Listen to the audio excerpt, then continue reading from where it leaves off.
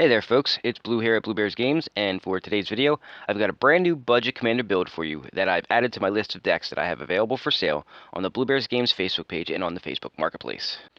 The commander for the deck is Zur the Enchanter, and if you've watched my original 5 commanders under $5 that will make your friends hate you video, you should already have an idea as to how I went about building this deck. For those of you that did not, let me start by telling you what Zur does. Zur costs 1 black, 1 blue, 1 white, and 1 generic mana for a 1/4 legendary human wizard with 2 abilities. The first is flying, which can be helpful in some instances, but the second ability is what this deck is built around. It states that whenever it attacks, you may search your library for an enchantment card with mana value 3 or less, put it onto the battlefield, then shuffle. Being able to tutor up any enchantment you need or want and put it directly into play is a pretty powerful effect. You can get auras that buff Zur and run him as a Voltron. You can get prison-style enchantments that lock down your opponent's permanents, or you can even get enchantment creatures that help clog the board up as blockers or for utility reasons. In fact, this build does all of those things, so rather than ramble on anymore, why don't I just show you exactly how I built this Zur the Enchanter commander deck on a $40 budget. So as I like to do, I'll start with the lands. This was all about mana fixing because it's a 3-color deck and I wanted access to all the colors. So we start off with the command tower. I mentioned it about a video or two ago that I don't put command towers in my budget decks often because I don't have a lot of them. But in 3-color decks, they're kind of needed. It's the best land in Commander for mana fixing. So command towers first. Exotic Orchard because for the most part, the 3 colors that are in this deck are quite popular. So it should give you access to the colors that you need. Prairie Stream, it actually has the 2 land types. It has a plains and island, and it can come into play untapped if the situation arises. Tranquil Cove for the land gain, life gain. Sunken Hollow, just like the blue-white one, it has the 2 land types, island, swamp, and then it can come into play untapped. Dismal Backwater, Scoured Barrens. There was no white and black version of the rare land that I just showed you that would come into play untapped, unfortunately, because they're only allied colors. Thriving Heath, again, mana fixing, trying to get the right colors. So I actually have all the thrivings in here because they will help you get the color that you need that you don't have. So the heath, the isle, and then of course the moor, so that you can do the color fixing. Terramorphic Expanse, so you can go ahead and get a land that you need. Same thing with Evolving Wilds, all about mana fixing. Rogue's Passage, because this deck is quite Voltron-y, so I wanted to be able to get the damage through. And then the rest is just basic plains, islands, and it's heavier on plains than anything else, in swamps. And it's heavier on plains because this is more white than anything else. But if you want to know the exact number, go to the description of the video, and I will have the link to my NTG Goldfish account that shows exactly what's in the deck. As far as the ramp goes, again, more mana fixing. So I started using the Signets recently. I'm actually more of a fan of them than I thought I would be. So I've got all 3 of the color combinations you need for this deck in Signets. So I got the Azorius one, the Dimir one, and of course the Orzhov one, because it will help mana fix. And it is a little bit of ramp, not much, but it's somewhat better.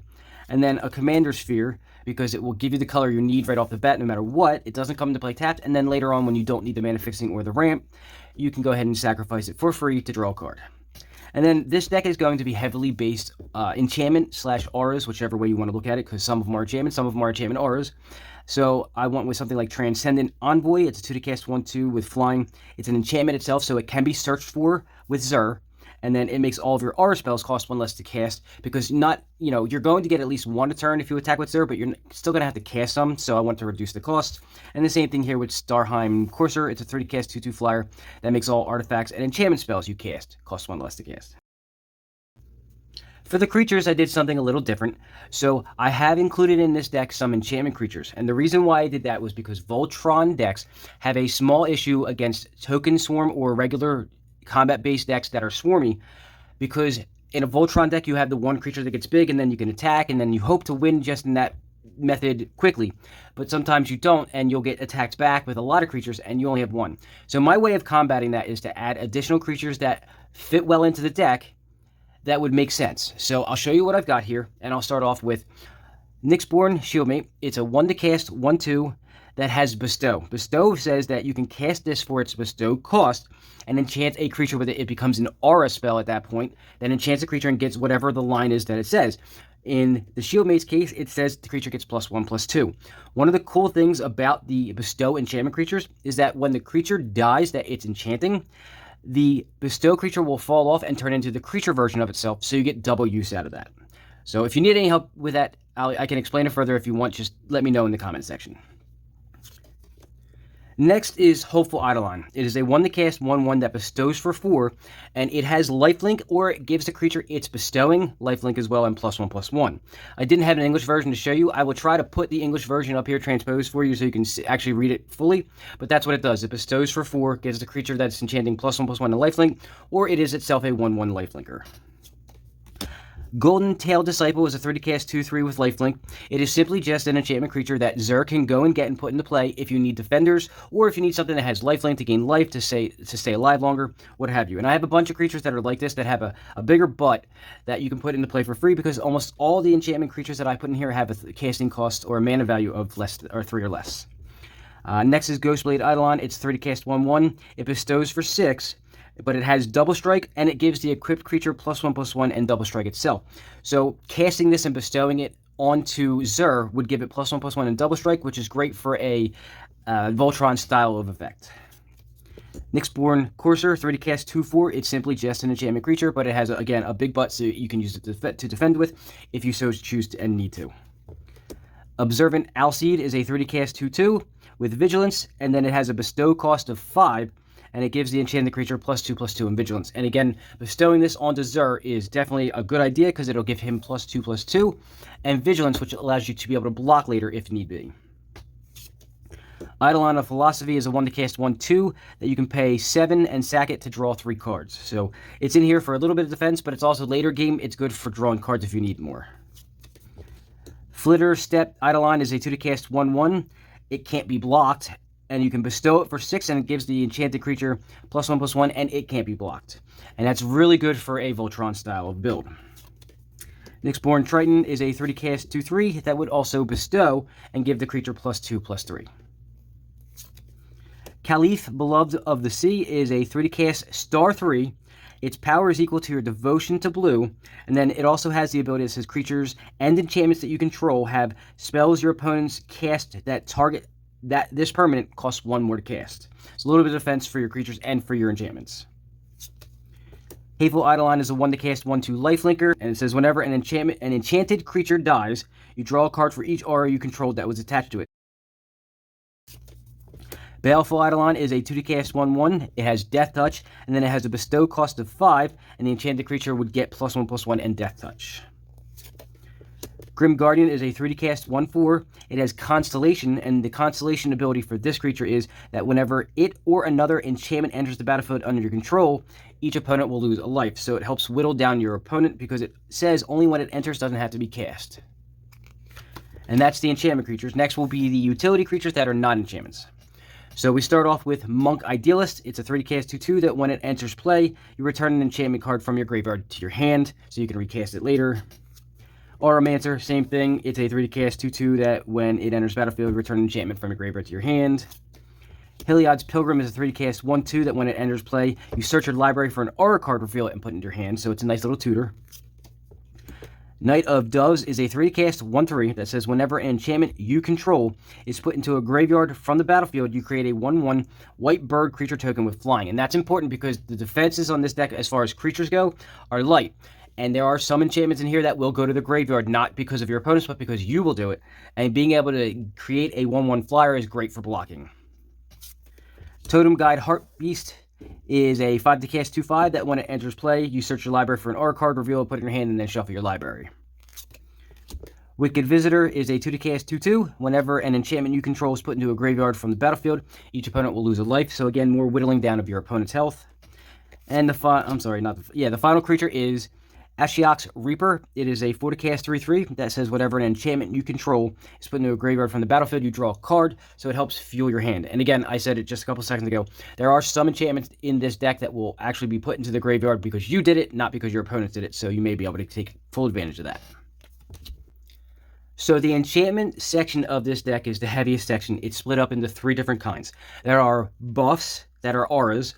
There are control style enchantments, which will be auras that do stuff for you, or they are just regular enchantments that will help remove things from the battlefield for you. And then we have just pure utility. So we'll start off with the buff enchantments. And not every buff is a bonus to a creature's power and toughness, but the first couple are.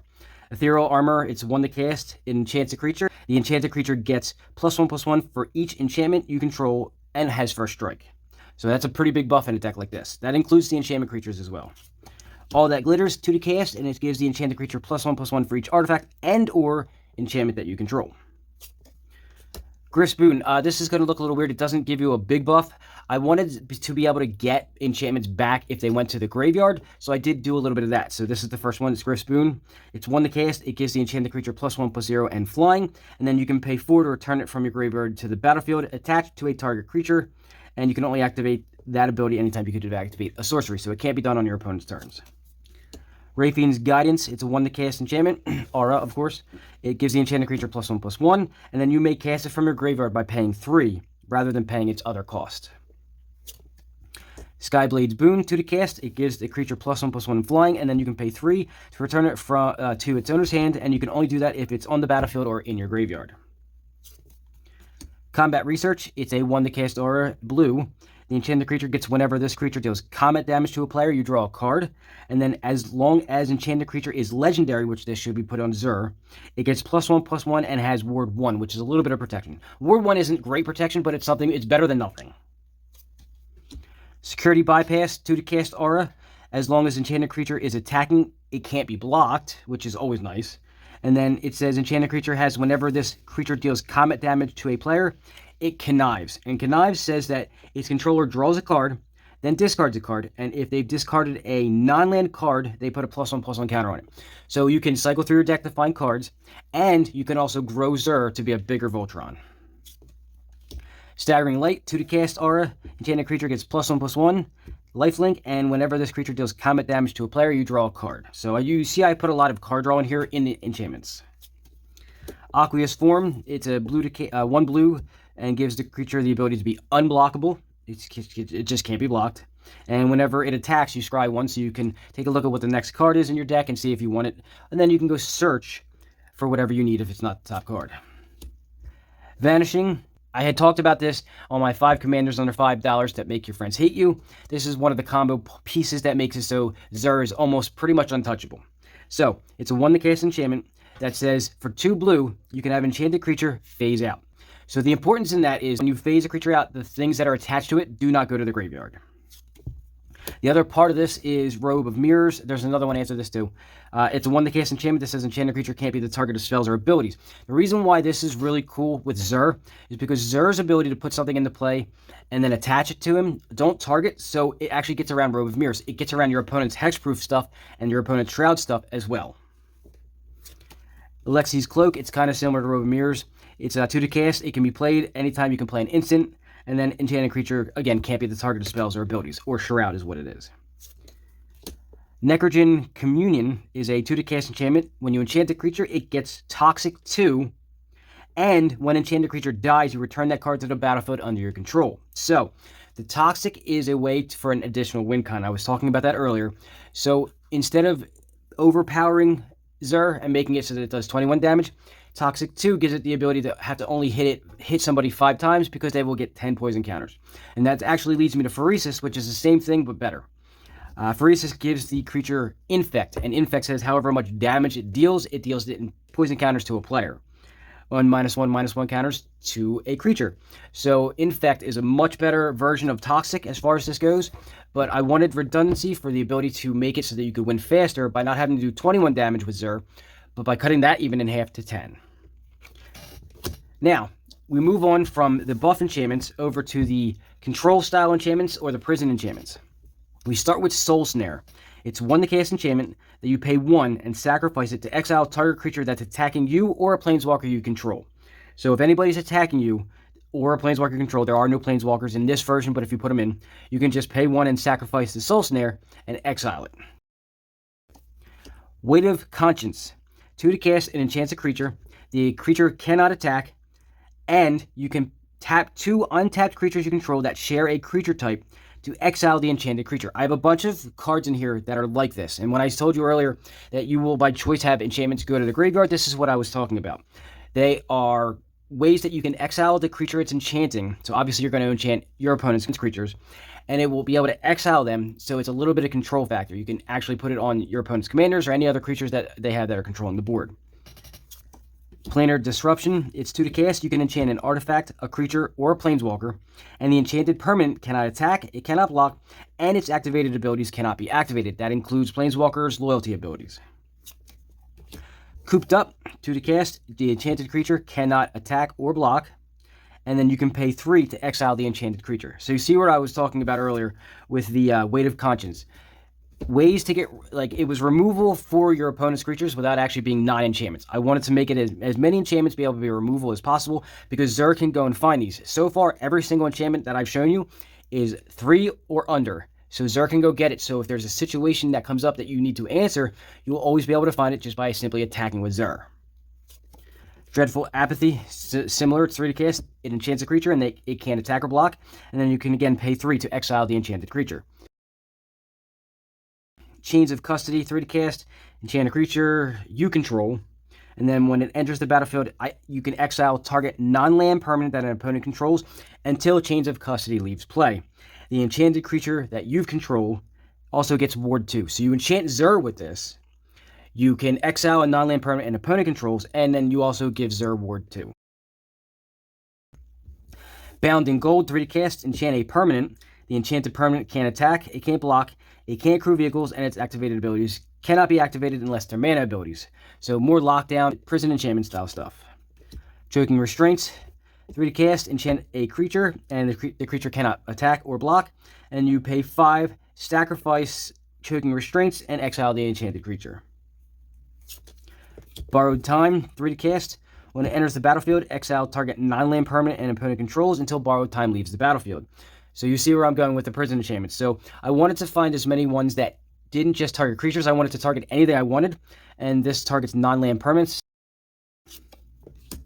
Seal from Existence, 3 to cast, has Ward 3 itself, so it costs your opponents 3 more generic mana to target it. And then when it enters the battlefield, exile target non-land permanent and opponent controls until it leaves the battlefield. Sigarda's Imprisonment, it's 3 to cast, enchants a creature only. The creature can't attack or block, but you can pay 5 to exile the enchanted creature, and you get to create a blood token, which is just a bonus, I guess. O-Ring or Oblivion Ring, 3 cast. When it enters the battlefield, exile target non-land permanent. Doesn't have to be your opponent's. And then when it leaves the battlefield, return the exiled card back into play under its owner's control. Banishing Light, 3 cast again. When it enters the battlefield, exile target non-land permanent and opponent controls until it leaves the battlefield. You can see where I'm going with this.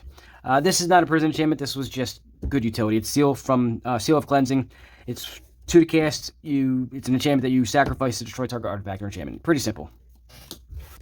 And then the last one is just utility enchantments, stuff that'll help you throughout the game.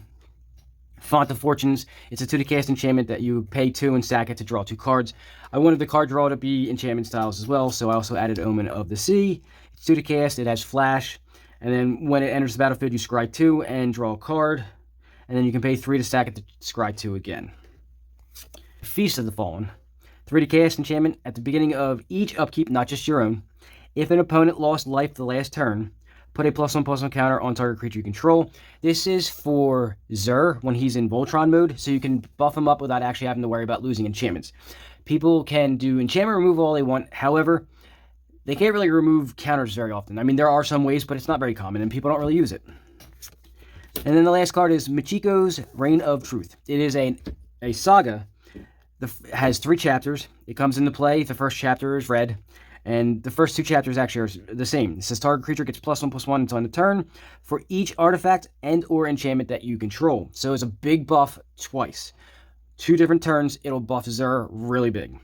Then on the 3rd chapter, you exile the saga and return it to play as Portrait of Michiko. And this is an enchantment creature that has +1/+1 for each artifact and or creature you control. So it could be really big as well. And this could actually be a Voltron for you. It just won't do commander damage. However, it will help if you get something like Pheresis on it, where if it has Infect, it can actually infect somebody off the board. And the last section for this deck, because there are no artifacts or planeswalkers in the deck, will be the instants and sorceries. And these are all good utility based around a Voltron style build. We start with Divine Reckoning. It's 5 to cast, and it has flashback of 7, and it says each player chooses a creature he or she controls and destroys the rest. So again, Voltron means we're going to have at least one creature that's really big, You want to keep that creature, but you want everybody else to lose all their stuff, so Divine Reckoning works. Winds of Wrath. It is a 5 to cast sorcery. It says destroy all creatures that aren't enchanted and they can't be regenerated. So some of your creatures aren't going to be enchanted, so you will lose some stuff here because I only have enchantment creatures. It doesn't say enchantment creatures, it just says enchanted. However, you will be enchanting Zur and you don't want to lose it, so there you go. Brilliant Restoration. It is 7 to cast and it's very expensive, but what it does is really good. It's an end game thing. It's a sorcery that says return all artifacts and enchantment cards from your graveyard to the battlefield. So all of your creatures are enchantments, or at least not all, most of them are enchantments, so it's nice to be able to get all those back as well, but you'll also get all your auras back and all that stuff so you can put them onto Zur. Fragmentize, destroy target artifact or enchantment with converted mana cost 4 or less. You just need some enchantment and artifact removal. I didn't have a lot because there's not a lot of it that's enchantment based, so I had to do some spells with it.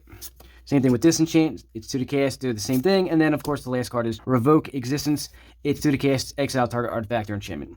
I needed a way to get rid of other people's artifacts and enchantments, so I had to do it in spells. And there you have it, folks. Zur the Enchanter on a $40 budget. When played correctly, this deck can get pretty nasty quite quickly and be a nightmare to deal with. As I stated at the beginning of the video, I've added this to my list of available decks that I will have for sale on the Blue Bears Games Facebook page and on the Facebook Marketplace. Once the deck in this video has sold, I will have to go and acquire more copies of Zur to build it again, so if you don't want to wait for me to do that, you will have to be the first to pull the trigger and purchase the deck.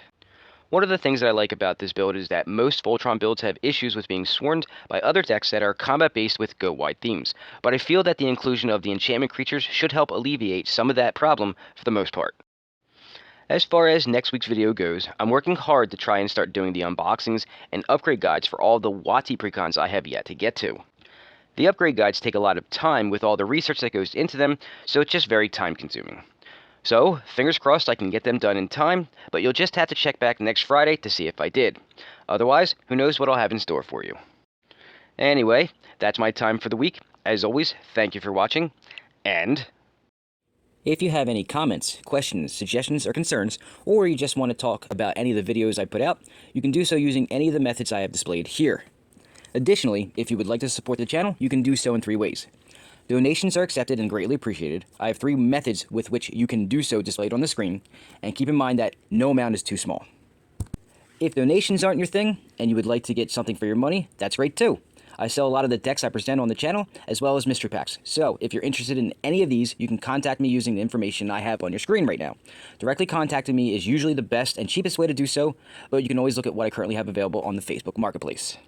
And lastly, if you want to show your love and support for the channel, but like myself, are a little strapped for cash, it doesn't cost you anything to subscribe to the channel if you haven't done so yet, watch some videos and give them a like, and possibly share them out on your social medias you use to help spread my content to more people. No matter what way you choose is greatly appreciated and will help support the channel, and I thank you for it. Sadly, that is all the time I have for this video. Thank you for watching, and please, stick around and watch some of the many great videos I've posted over the last few years, and remember to check back again for new content I'll be posting every week. Have a great day.